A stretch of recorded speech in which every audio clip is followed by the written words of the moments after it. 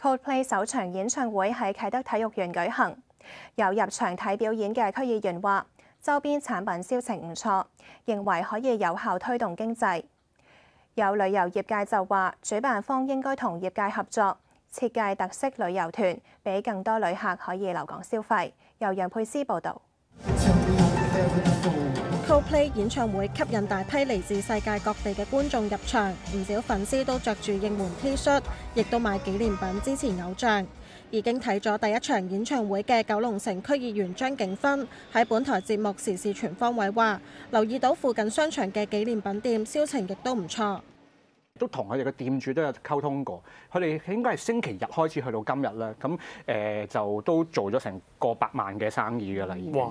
咁所以我都見到即係其實係即係做演唱會除咗演唱會經濟之外咧，其實嗰個粉絲嘅經濟、周邊產品咧，其實嗰個帶嚟嘅收入都幾唔錯嘅。咁所以我覺得即係往後即係喺唔同嘅即係場地啦，不特別係啟德體育園啦，都可能再繼續去有多啲周邊產品嘅鋪頭，其實都可以即係推動到一啲經濟。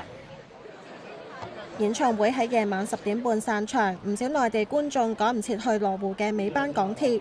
有旅遊業界認為延長關口服務時間涉及內地部門，比較難實行，建議可以多推廣跨境直通巴士。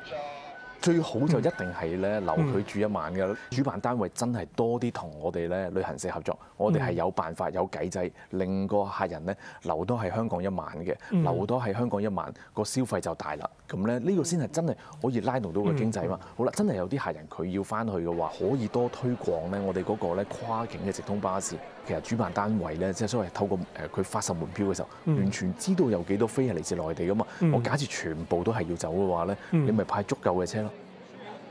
佢話大型盛事明顯拉動到唔少東南亞或者西方嘅客人嚟香港，鄰近土瓜灣、九龍城等嘅酒店呢個星期都大致爆滿。